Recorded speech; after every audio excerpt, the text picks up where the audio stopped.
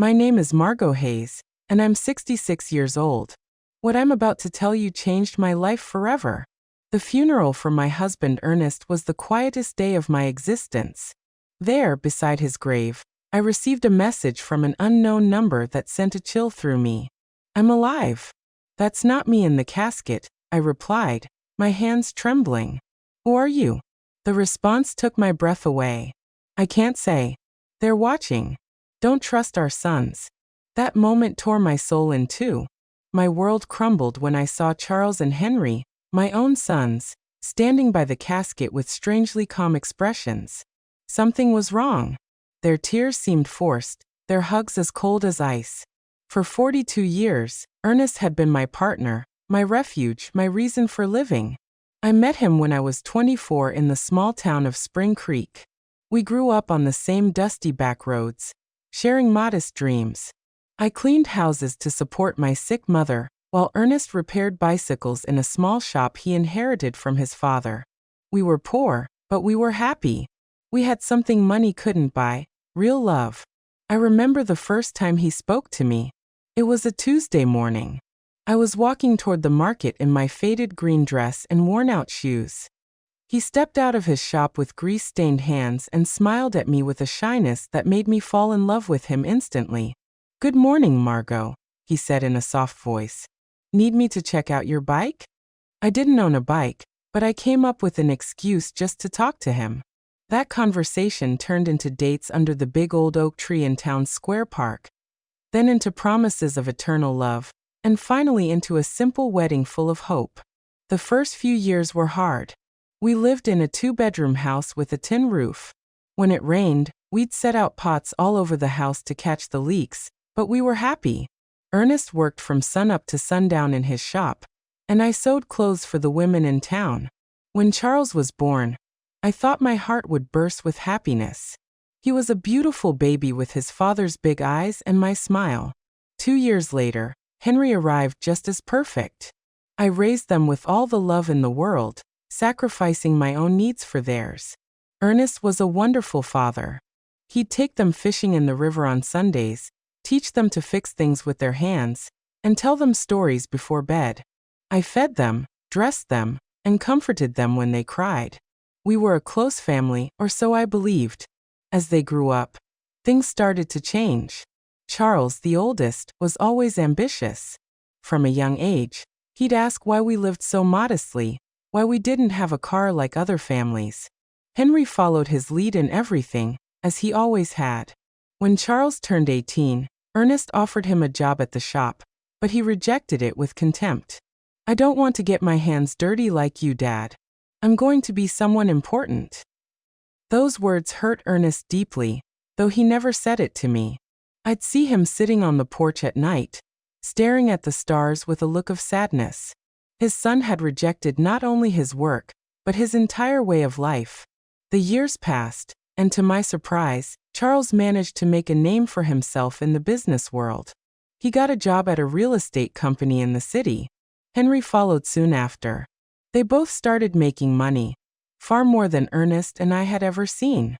At first, I was so proud. My sons had achieved what we never could, escaping poverty and building a better life. But little by little, that joy turned into sadness. Visits became less frequent, and phone calls grew shorter. When they did come, they arrived in expensive cars, dressed in fancy suits, talking about investments and properties. They'd look at us with a strange mix of pity and shame. "Mom," Charles said to me during one of their sporadic visits, "you and Dad should move somewhere better. This house is falling apart." He was right. But that house held all our memories. It was where we'd raised our sons, where we'd shared thousands of meals, where we'd grown old together. It wasn't fancy, but it was our home. Ernest, always wise, would tell me, "Margot, money has changed our boys. We aren't enough for them anymore." I resisted believing it. I kept justifying their absences, their brief calls, their broken promises. They're busy building their lives. I'd tell myself someday they'll be the loving boys we raised again. But in my heart, I knew Ernest was right. We had lost our sons long before I lost my husband. I just didn't know to what extent we had become strangers to them. The most drastic change came when Charles married Jasmine Albright, a woman from the city who never hid her disdain for our simple lifestyle. The first time he brought her home, she arrived in high heels that sank into the dirt of our porch and an elegant red dress that looked more expensive than everything I had ever owned. "Nice to meet you," she said with a forced smile, barely extending the tips of her fingers to greet me. Her eyes scanned our humble home with an expression I couldn't decipher, but that made me feel small. During dinner, Jasmine barely touched the food I had prepared with so much love. She moved the meatloaf around on her plate and cut tiny pieces of chicken, but she ate almost nothing. Charles seemed nervous, constantly apologizing for things he had never been ashamed of before. "Next time we'll take them out to a restaurant," he whispered to Jasmine, thinking I couldn't hear, but I heard him. Every word pierced my heart like a knife. Henry, for his part, remained single but adopted the same distant attitude as his brother. His visits were limited to special occasions, and even then, he always seemed to be in a hurry to leave.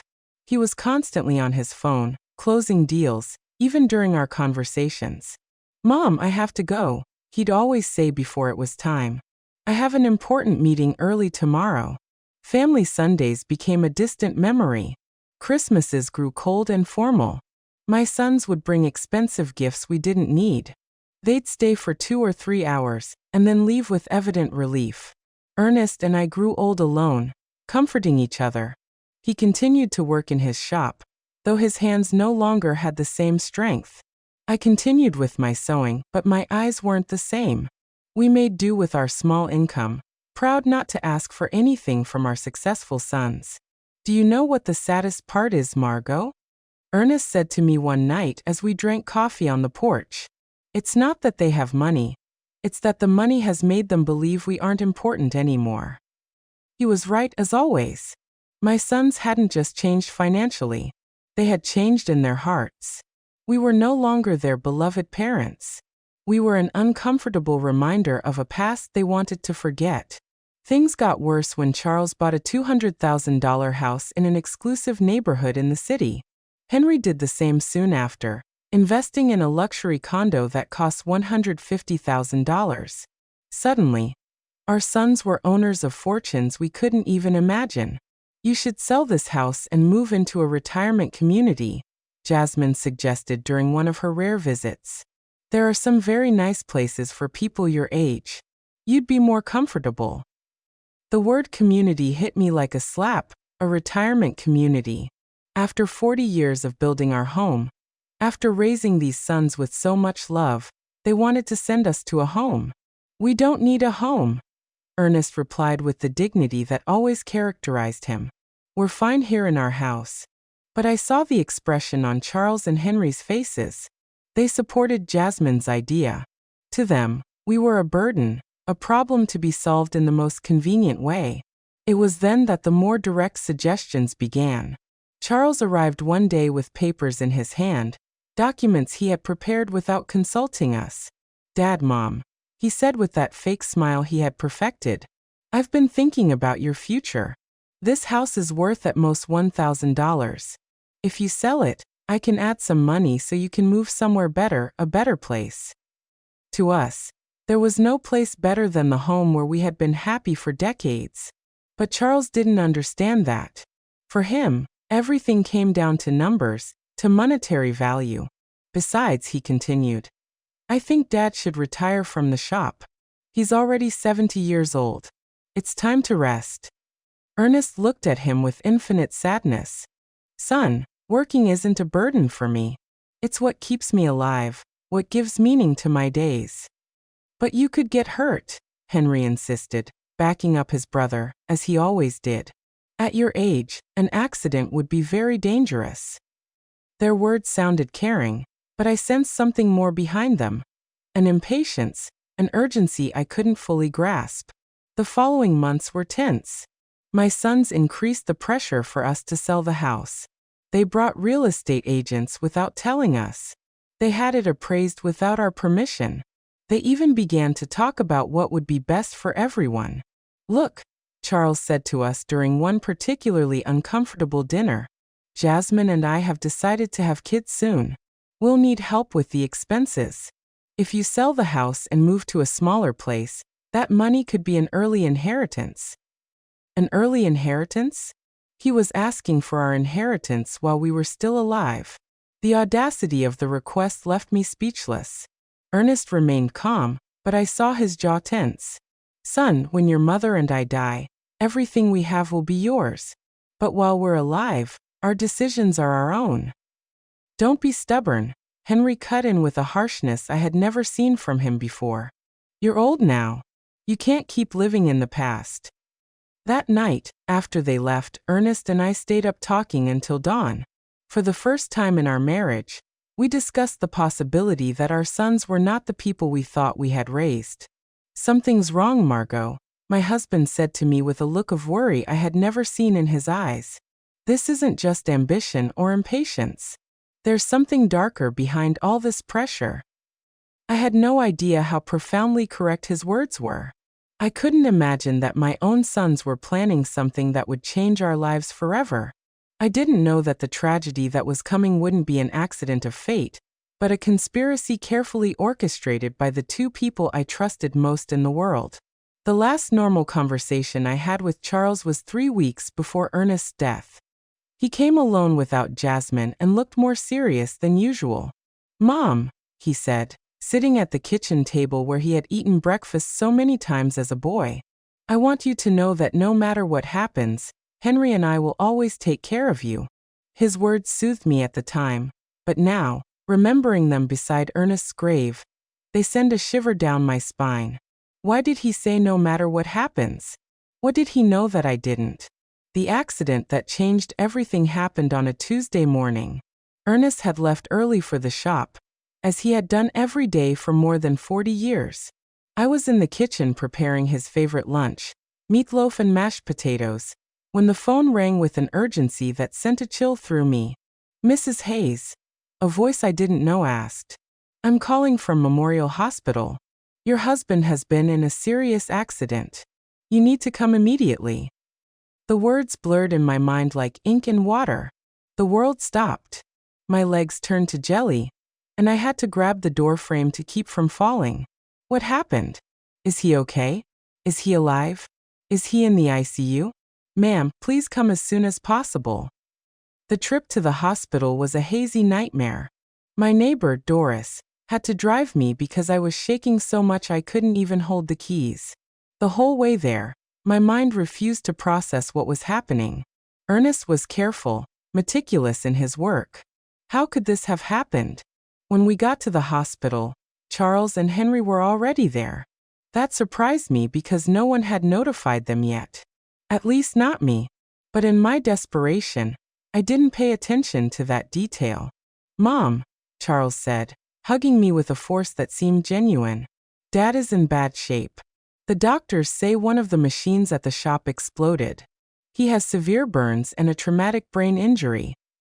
Henry's eyes were red, but something in his expression felt off.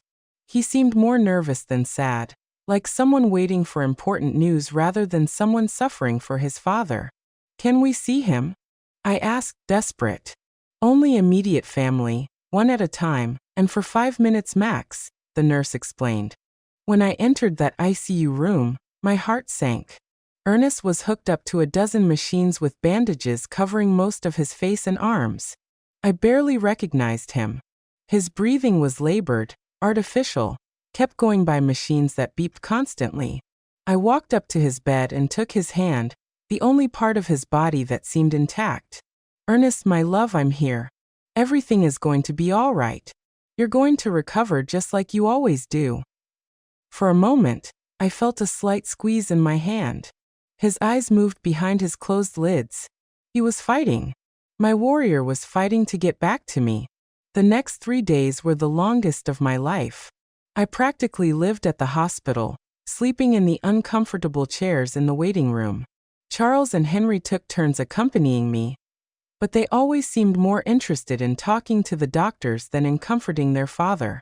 I overheard fragmented conversations that I couldn't fully understand at the time. Henry asked about medical insurance, about the cost of treatment. Charles was on the phone talking about life insurance policies and beneficiaries. "Mom," Charles said to me on the second day, "we reviewed Dad's insurance. He has a life insurance policy for $50,000. There's also a workers' comp policy that could cover up to $75,000 more." Why was he talking to me about money when Ernest was still fighting for his life? Why was he worried about insurance instead of his father's recovery? "I don't care about the money," I responded harshly. "I just want your dad to get better." "Of course, Mom," he said, but I saw something in his eyes that I didn't like. A coldness, a calculator working while his father lay dying. On the third day, the doctors gave us the most devastating news of my life. Dr. Patterson, an older man with a compassionate expression, gathered us in a small office. "Mrs. Hayes," he began softly, "your husband's condition is critical. The burns have become infected, and the head trauma is more severe than we initially thought. We have to be realistic about his chances." "What does that mean?" I asked, though my heart already knew the answer. "It means we need to prepare for the worst. Your husband is in an induced coma. We could keep him alive indefinitely, but his quality of life, well, it's highly unlikely he will ever regain consciousness." My world fell apart around me. 42 years of marriage, an entire life built together. And now they were telling me it was all fading away like smoke. "We want to try everything," I said through sobs. "No matter the cost, no matter how long it takes." But Charles exchanged a look with Henry that deeply unsettled me. "Mom," Charles said in a voice that tried to sound understanding, "we have to be practical. Dad wouldn't want to live like this. He always said he never wanted to be a burden on anyone." "A burden?" I exploded with a fury I didn't know I had. "He's your father. He's not a burden. He's the man who raised you, who worked his whole life to give you the best he could." "We know, Mom," Henry chimed in. "But we also have to think about you. The medical bills are going to be enormous. They could wipe out all your savings." Again, money. Always money. My husband was dying, and they were calculating costs. That night, alone in the hospital room, I took Ernest's hand and spoke to him as if he could hear me. "My love, I don't know what to do. The doctors say there's no hope, but I can't let you go. I can't imagine my life without you." It was then that something happened that still gives me goosebumps. His fingers moved slightly, squeezing mine with a force that was almost imperceptible. His lips moved as if he were trying to say something, but no sound came out. I called for the nurses, desperate. "He's reacting. He's trying to talk." But by the time they arrived, Ernest had returned to his previous state. The nurse checked the monitors and shook her head. "Sometimes there are involuntary muscle spasms, ma'am. It doesn't mean he's conscious." But I knew what I had felt. Ernest had tried to communicate with me. He had fought to tell me something important. 2 days later, in the early hours of Friday morning, the machine alarms went off. Lights flashed. Nurses rushed to Ernest's room. I was dozing in the hallway when the noise woke me up. "No, no, no," I screamed, running toward the room. The doctors worked for 40 minutes trying to resuscitate him, but it was useless. At 4:37 in the morning, Ernest was officially declared dead. The pain I felt in that moment was physical, as if my heart had been ripped from my chest. I collapsed by his bed, hugging his still warm body, refusing to accept that he was gone forever. Charles and Henry arrived at the hospital an hour after their father's death. They seemed prepared, as if they had been expecting the call. They brought papers, documents, and phone numbers for funeral homes. "We already talked to the Spring Creek Funeral Home," Charles said to me while I was still crying inconsolably. "They can pick up the body this morning." "We also contacted the insurance," Henry added. "The claim process is already underway." How could they be so efficient, so organized, so cold just an hour after losing their father? Something was wrong. But my grief was so intense that I couldn't think clearly. The funeral was scheduled for the following Monday. Charles took care of all the arrangements without really consulting me. He chose the simplest casket, the shortest service, as if he wanted to get it all over with as quickly as possible. "It's what Dad would have wanted," he said when I complained about not being included in the decisions. "Something simple without a fuss." But Ernest deserved better than this indecent rush to bury him and forget. The day of the funeral arrived, cloudy and cold, as if the sky itself were crying for Ernest. I wore my only black dress, the same one I had worn for my mother's funeral years ago. My hands were shaking so much that Doris had to help me button the small buttons on the back. "Be strong, Margot," my dear friend whispered as she carefully combed my hair. "Ernest would want to see you strong." But I didn't feel strong. I felt empty, like a shell without a soul. 42 years of marriage can't be buried so easily. Every object in the house reminded me of him. His coffee mug on the table, his tools on the porch, his pillow that still held his scent. When we got to the cemetery, I was surprised by how few people had attended. I expected to see more of Ernest's coworkers from the shop, more neighbors, more acquaintances, but it was only Charles, Henry, Jasmine, Doris, me, and the pastor. For a man who had lived 70 years in the same town, who had helped so many people, the funeral seemed strangely empty. "Where are the guys from the shop?" I asked Charles. "We didn't want to bother anyone," he replied quickly. "Dad was a private person. He would have preferred something intimate." But that wasn't true. Ernest loved his community. He cared about his neighbors. He would have wanted them to come say goodbye. Why had Charles decided to make everything so secretive, so rushed? During the service, I watched my sons with a strange emotional detachment. Charles had a solemn expression appropriate for the occasion, but his eyes constantly darted toward his watch. Henry seemed restless, as if he had more important things to do. Jasmine discreetly checked her phone behind her black veil. This was how they were saying goodbye to their father, with impatience and distractions. The pastor spoke about eternal life, about well-deserved rest, about reuniting with God. His words felt hollow in my shattered heart. I didn't want Ernest to rest in peace.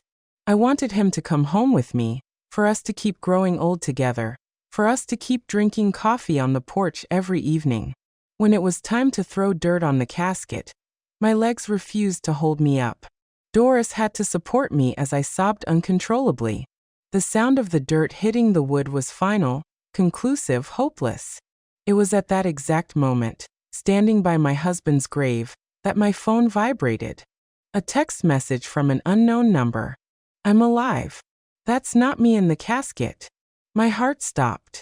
The letters danced in front of my eyes as if I were hallucinating. I was losing my mind from the grief. With trembling hands, I replied, "Who are you?" The answer came immediately. "I can't say. They're watching. Don't trust our sons." The phone fell from my hands as if it were burning.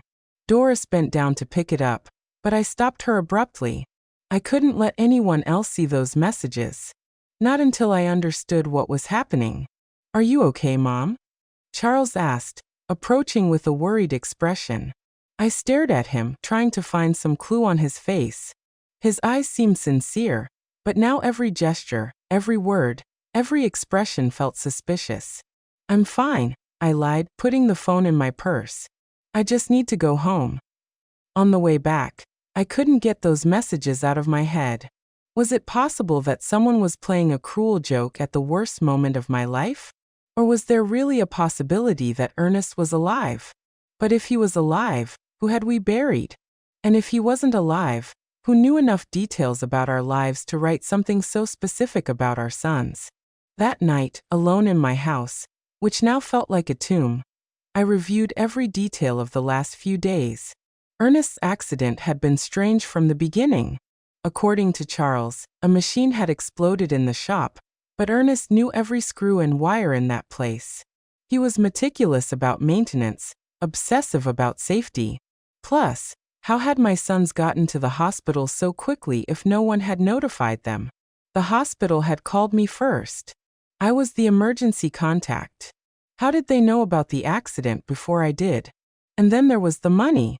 From day one, Charles and Henry had talked about insurance policies and beneficiaries as if they had been waiting for this moment, preparing for it. I decided to check Ernest's papers. In his old wooden desk, he kept all his important documents in a metal box.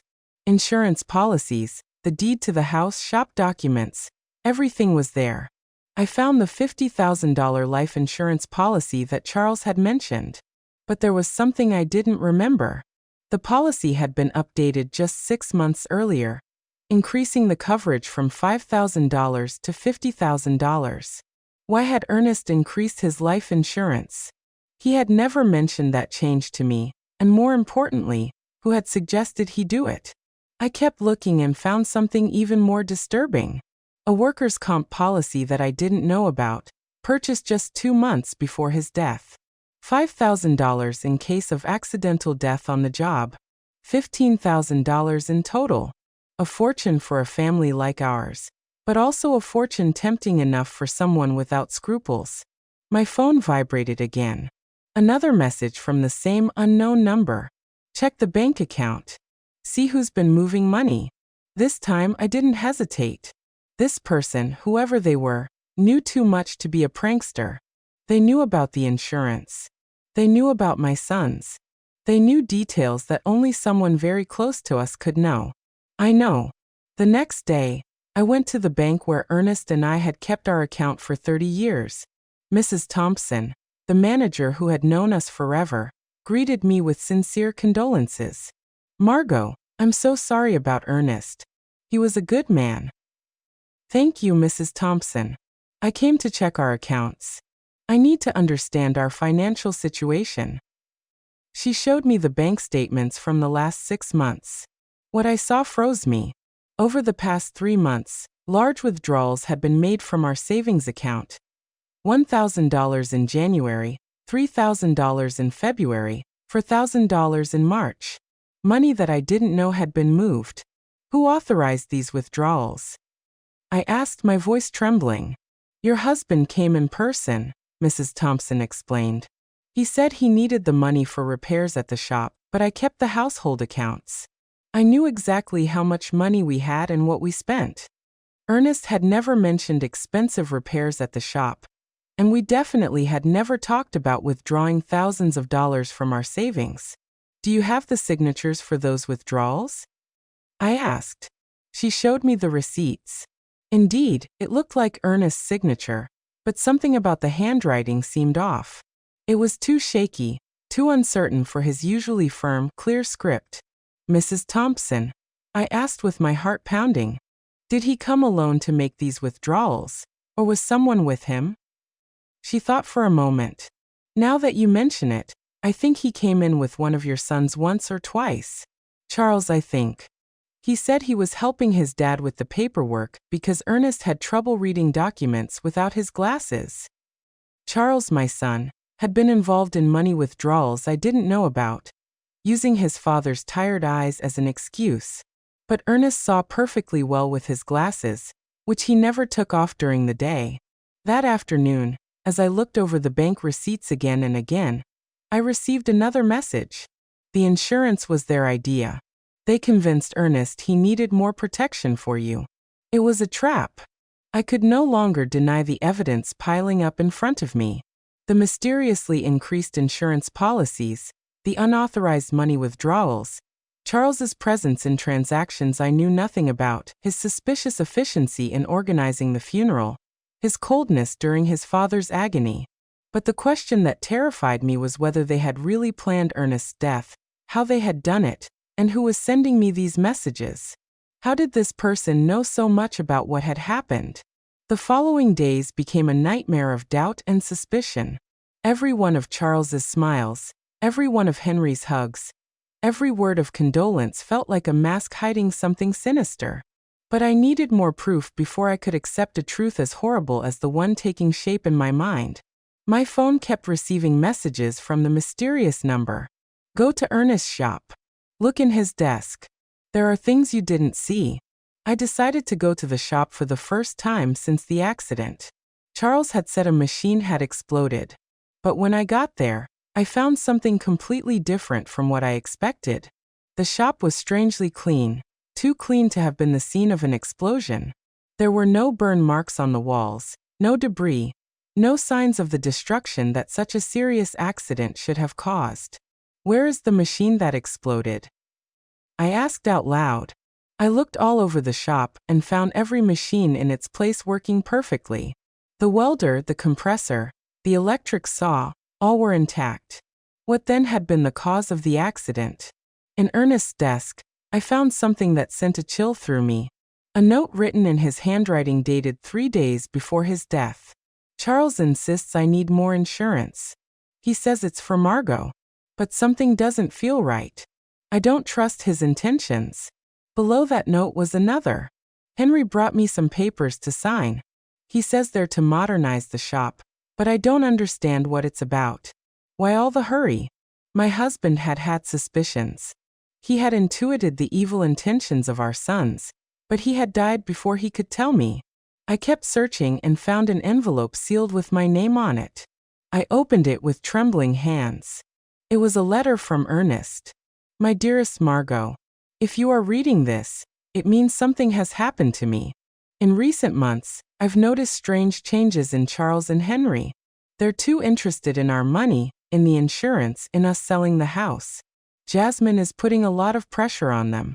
Yesterday, Charles told me I should be more concerned about my safety because at my age, any accident could be fatal. I don't know why, but those words sounded like a threat. I love you, Margot. If something happens to me, don't trust anyone blindly, not even our sons. The letter fell from my hands. Ernest had sensed his own death. He had seen the signs that I, blinded by maternal love, had ignored.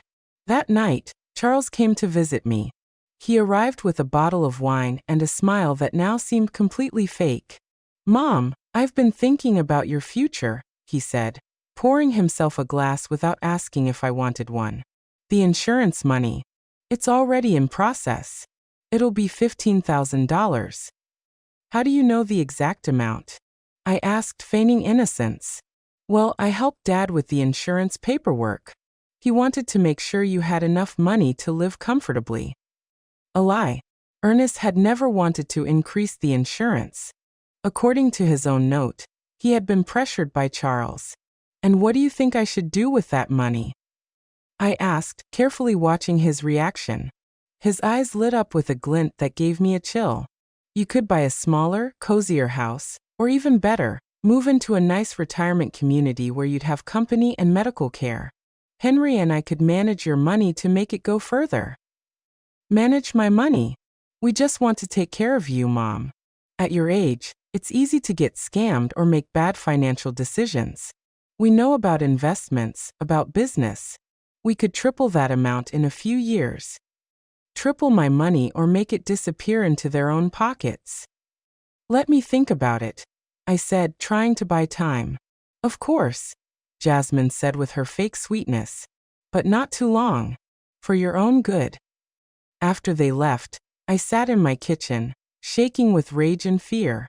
My own sons, the blood of my blood, had not only murdered their father, but now they were planning to steal everything I had left. That night, my phone vibrated with a message longer than the others. Tomorrow, go to the police station. Ask for the report on Ernest's accident. There are contradictions you need to know about. The next day, I went to the local police station.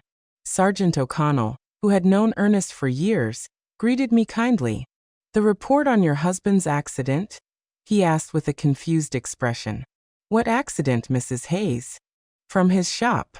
When the machine exploded. The sergeant checked his files and shook his head. We don't have any report of an explosion at Ernest's shop here. In fact, we don't have any report of a work accident involving your husband. I felt the world sway under my feet. But my son said it was an accident at the shop.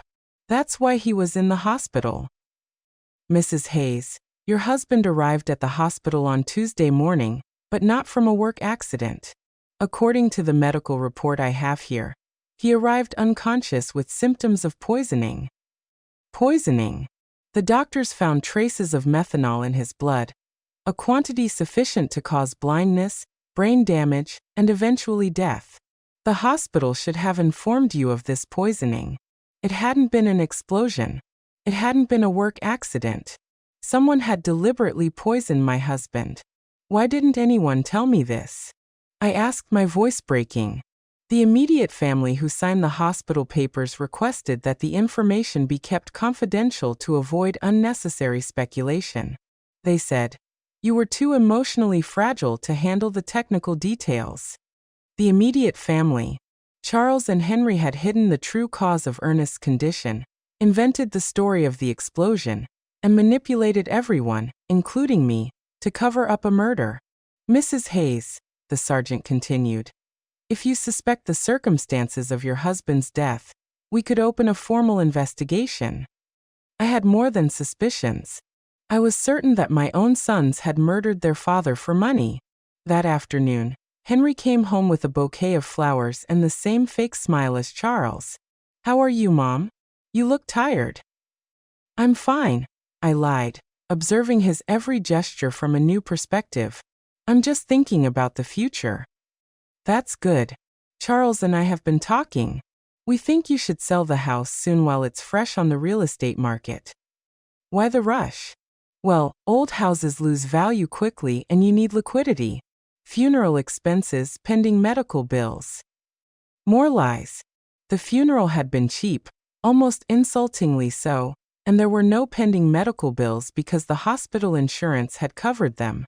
"Henry," I said, looking him directly in the eyes, "you knew your dad didn't die from a work accident."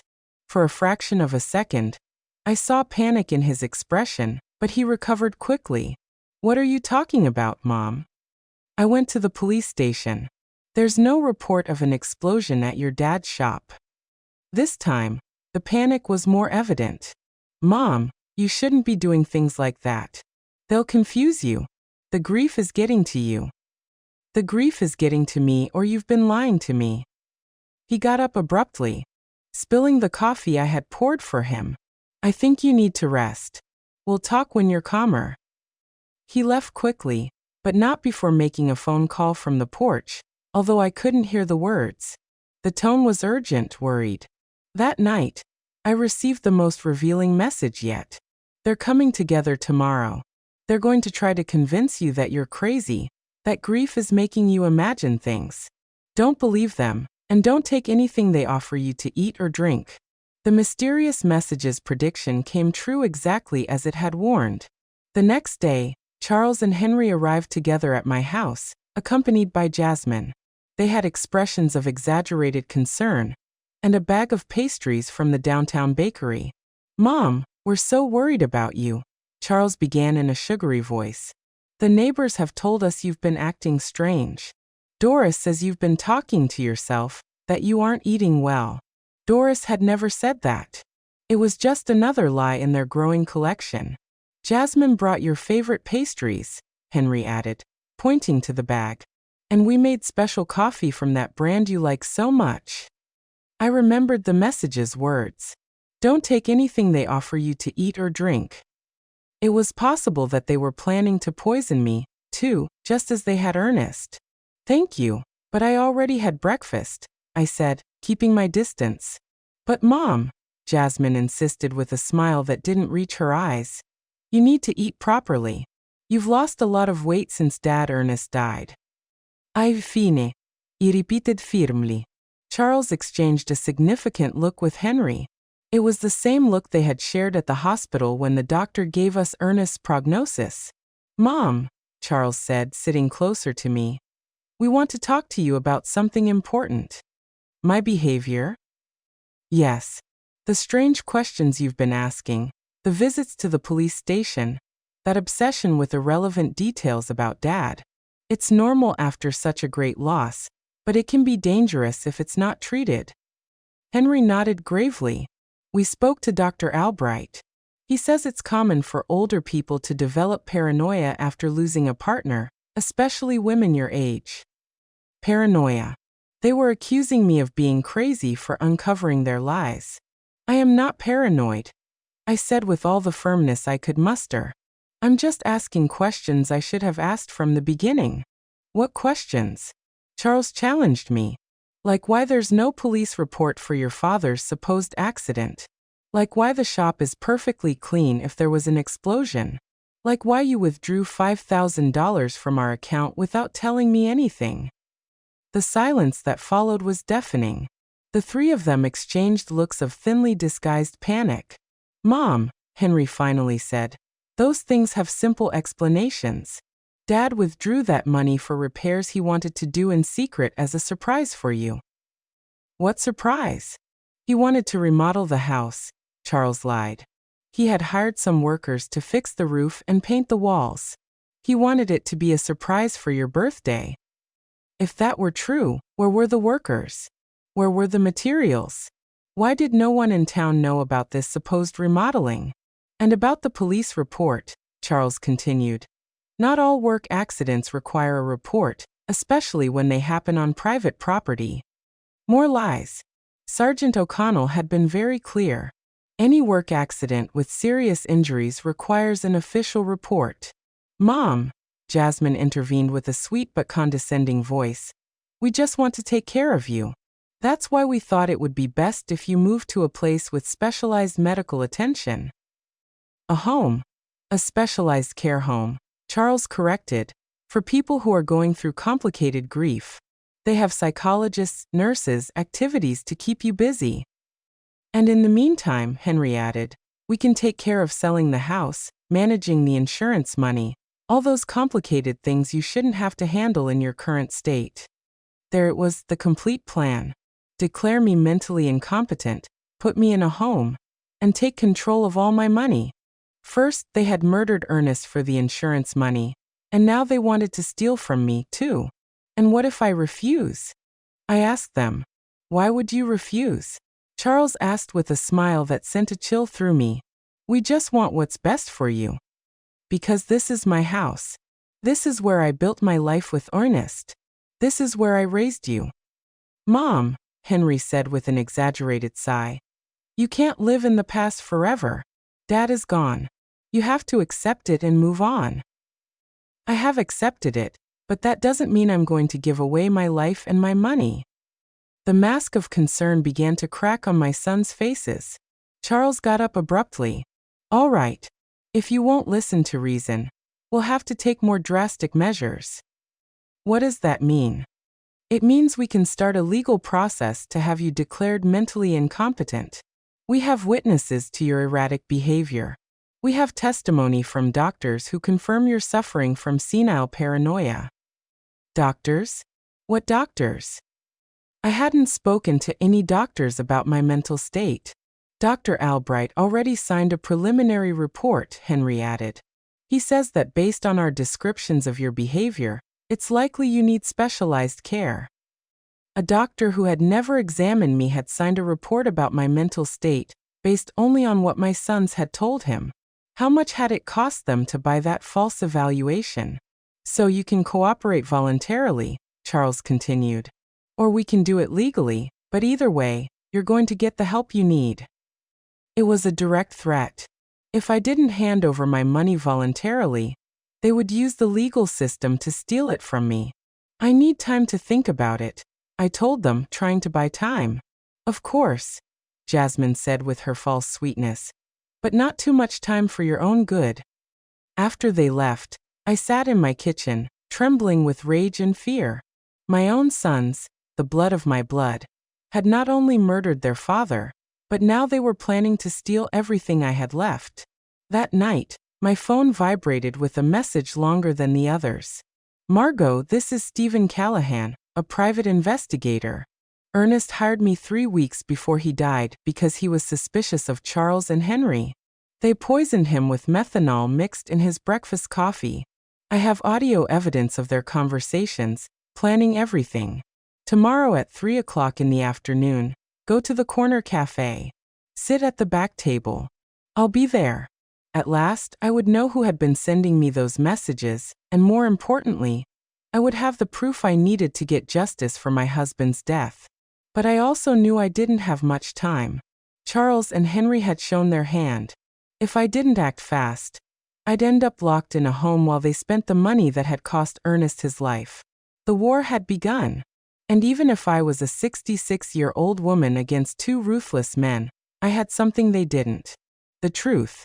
and the truth sooner or later always finds a way to come out. That night, for the first time since Ernest's death, I smiled because I knew my husband had not died in vain. His caution, his instinct, his decision to hire a private investigator was going to allow me to get justice. Charles and Henry had seriously underestimated their mother. They were about to discover that a woman fighting for the memory of her murdered husband is a force more powerful than all their greed combined. The next day arrived, filled with nervousness and anticipation. I dressed carefully, choosing my most serious purple dress, the one I wore for important occasions. If I was going to meet the man who could give me the answers I needed, I wanted to be prepared for any revelation.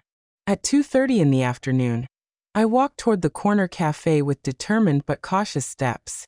Every shadow looked suspicious. Every person on the street could be a spy sent by my sons.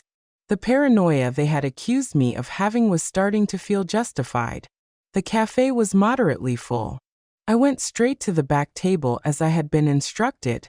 I ordered a chamomile tea and waited, my hands trembling slightly on the worn wooden table. Exactly at 3 on the dot, a man in his 50s approached my table. He was tall and gray-haired with intelligent eyes and a serious, but kind expression. He was carrying a brown folder under his arm. "Mrs. Hayes?" he asked in a low voice. I nodded, not yet trusting my voice. "I'm Stephen Callahan. I'm so sorry for your loss. Ernest was a good man." He sat down across from me and placed the folder on the table. "Before I show you what I have, I need you to know that what you're about to hear and see is going to be very painful. Are you ready?" "I've been getting ready since I received your first message," I replied with a firmness I didn't know I had. Stephen opened the folder and took out a small voice recorder. "Ernest came to see me a month ago. He was worried about his son's behavior. He hired me to investigate them discreetly." He pressed the play button. Ernest's voice, so familiar and dear, filled the small space between us. "Stephen, I need you to know that if something happens to me, it won't be an accident. Charles and Henry have been pressuring me to increase my life insurance. Yesterday, Charles brought me papers he said were to better protect Margot. But when I read them, I realized there were also clauses that directly benefited them." My heart sped up. Hearing Ernest's voice was like having him back for a few minutes, but his words confirmed my worst suspicions. The recording continued. "Henry has been asking strange questions about my daily routine, what I eat for breakfast, what time I leave the house, if Margot comes to the shop with me. He says it's out of concern, but something about the way he asks worries me." Stephen paused the recording. "This conversation was 3 weeks before his death, but I have something more recent." He played another recording, this time with Charles's voice in the background talking on the phone. "No, we can't wait any longer. The old man is starting to get suspicious. Yesterday, he asked me why I was so interested in his insurance. Yes, I already have the methanol. It works perfectly because the symptoms look like a heart attack or a stroke. No, Mom won't be a problem. After Dad dies, she'll be so devastated that we can do whatever we want with her." Tears began to roll down my cheeks. It was the voice of my son, my own son, coldly planning his father's murder. "There's more," Stephen said softly. "This recording is from the day before Ernest's death." A new recording began. This time it was Henry talking to someone. "Everything's ready. Tomorrow, Charles is going to put the methanol in Dad's coffee. We told him it was a special vitamin supplement a doctor recommended. The idiot is going to drink it without suspecting a thing. The symptoms: it'll start with dizziness and confusion, then loss of sight, convulsions, coma. The doctors will think it's a stroke or a heart attack. By the time they realize it's poisoning, it'll be too late." My world completely collapsed. Not only had they planned Ernest's murder, but they had executed it with a coldness that terrified me. How was it possible that my sons, the babies I had nursed, the boys I had comforted through their nightmares, were capable of something so monstrous? "How did you get these recordings?" I asked through my sobs. "Ernest had asked me to put listening devices in your house," Stephen explained. "He was afraid.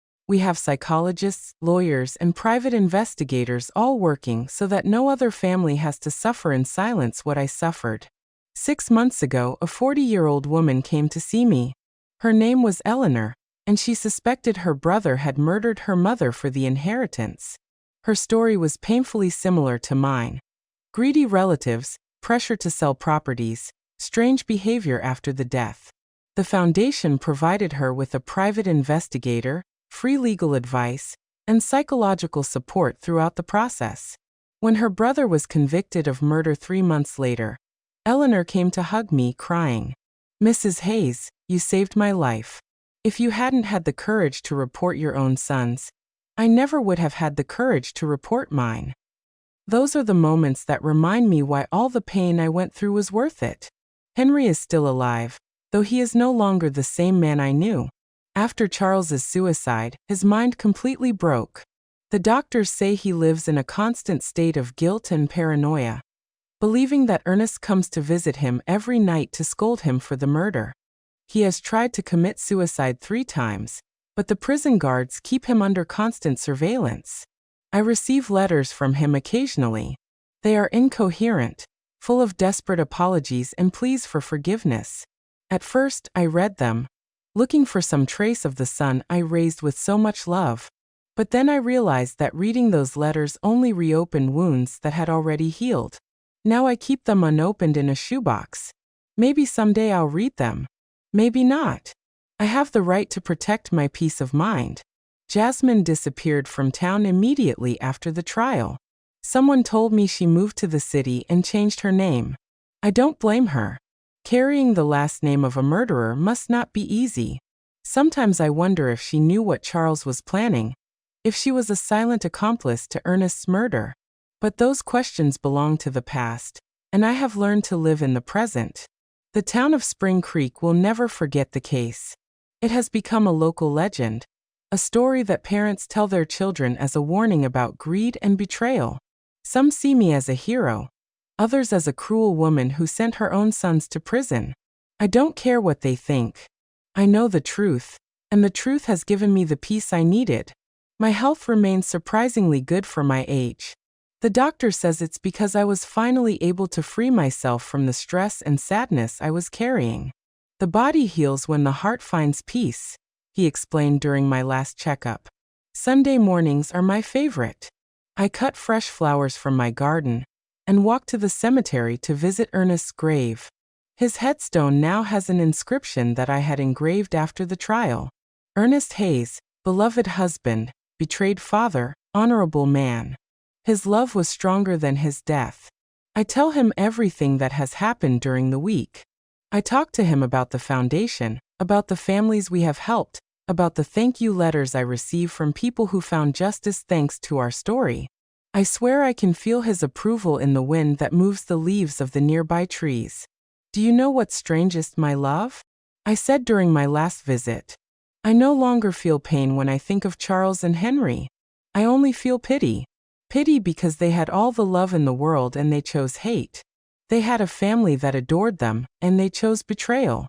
They had the opportunity to be honorable men like you, and they chose to be murderers. Murderers.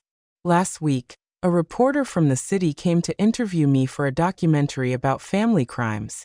She asked me if there was anything I wanted to say to other people who might be going through similar situations.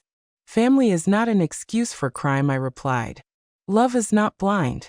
Love with boundaries is true love. If someone who says they love you is capable of harming you for money or convenience, that person doesn't really love you. And it is never ever too late to seek justice, no matter who the culprit is. This year, on the 5th anniversary of Ernest's death, I organized a special ceremony in his memory. More than 200 people came. Neighbors, members of the foundation, families we have helped, local authorities. It was beautiful to see how his death, which began as a tragedy, had become a force for good in so many lives. Stephen gave an emotional speech. Ernest Hayes died because of his son's greed, but his legacy lives on in every family that finds justice thanks to his wife's courage. Evil tried to destroy his story, but good turned it into hope for others.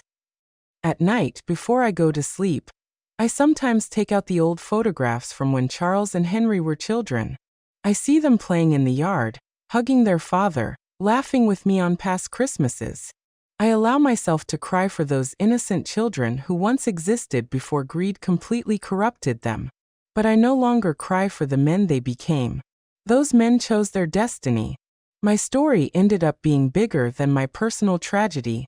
It has become a symbol that justice is possible, even when it comes from the most unexpected sources. A 66-year-old widow proved that truth is more powerful than lies, that true love is stronger than betrayal, and that it is never too late to do the right thing. Tomorrow is Wednesday, and Stephen will come for coffee as always. I'll make his favorite pastry and tell him about the thank you letters that arrived this week. Afterward, we'll work together in the garden, planting new flowers for spring. Life goes on more simple, but more authentic than before. I have learned that true family is not about shared blood, but about shared values, mutual respect, and a love that never turns into harm. Ernest, wherever you are, I hope you know that I kept the promise I made to you by your grave that terrible day. I found the truth. I sought justice, and I turned our pain into hope for others. Your death was not in vain, my love. Did you like my story? And which city are you listening from? Let's meet in the comments. If you like the story, you can support me by sending a super thanks so I can keep bringing more stories like this. Thank you so much for your sweet support. I'm looking forward to your comments on the story. On the screen, you can see 2 new life stories that I highly recommend. There's so much more on my channel. Don't forget to subscribe. See you in the next life story.